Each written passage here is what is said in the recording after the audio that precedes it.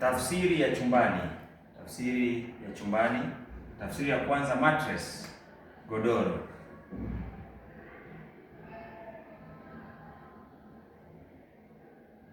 Tafsiri ya pili, pillow, mto. Tafsiri ya tatu, pillowcase, foronya.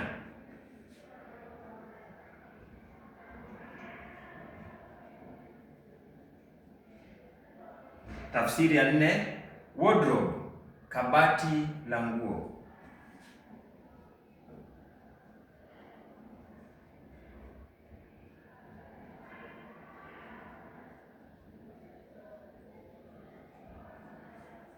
Tafsiri ya tano, carpet.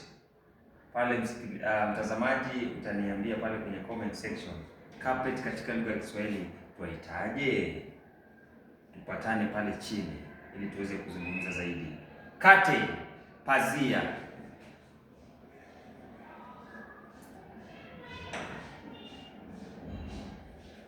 Tiles, zile ambazo huwa zinawekwa sakafuni, tunaita kwa lugha ya Kiswahili vigae.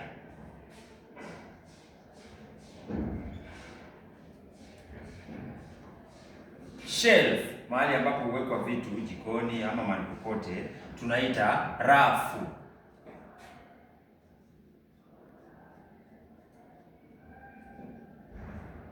Couch, ambayo watu wengi huita sofa, zile ambazo zinapatikana sebuleni wakati umetoka kazi, unakaa unatulia, unatazama runinga. Couch kwa lugha ya Kiswahili tunaita kochi.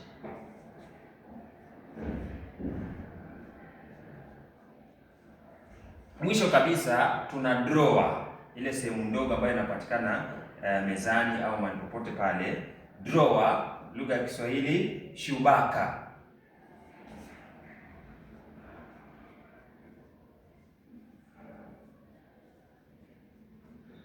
Kwa hivyo mtazamaji wangu, kabla sijamaliza kipindi cha leo, nina zawadi kwenu. Mbali na kwamba nafanya haya mafunzo mtandaoni, pia mimi ni mwandishi. Kwa hivyo unaweza ukajinyakulia nakala hii, Juhudi ni Pato, riwaya ya wanafunzi wa sekondari msingi, gredi ya 7 hadi 9, hata wanafunzi wa wale ambao wameenda shule ya upili kwa maana ya grade 10 pia wanaweza wakaisoma.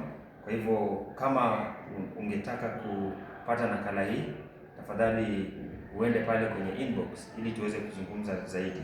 Juhudi ni Pato, mwandishi ni yule ambaye anazungumza. Kwa hivyo nashukuru sana. Subscribe, follow, like, comment, share. Asanteni sana.